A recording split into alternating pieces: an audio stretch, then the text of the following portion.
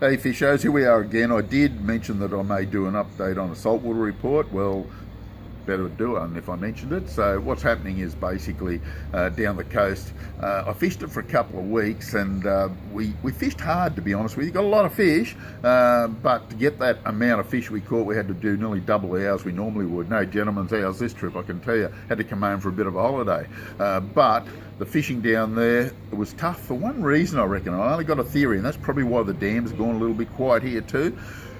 Last month we had two moons, had a blue moon, what we call a blue moon, and the last moon of the month was a super moon.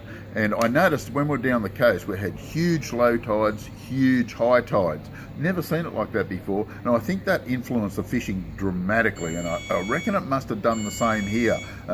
Even though we don't get tides here, that moon phase really does influence our fishing. So that'll give you a bit of an idea. But the estuaries were good. Wagga was probably one of the better ones. Got a few out of Corunna, the Bega River. It was good. But where we really shined, I suppose, for want of a better word, was we'd done a bit of whiting fishing off the beach at the mouth of the Bega River, and a huge amount of whiting. They went off their nut. But the big secret of that was fresh beach worms.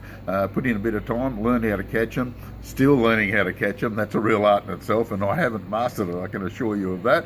So don't ask me how it's done, but I'll give you a rough idea. But my goodness, they are the dynamite bait for whiting, and they were stonker whiting. Beautiful eating fish too. The offshore scene, there's a few kingies around Montague when you can get out there, when it's not blowing, it's wig off. But basically what happens out there at the moment, if the currents are right, the kingies are there, and you should get a good feed without too much trouble. Plenty of flathead in close, 30 to 50 metre mark.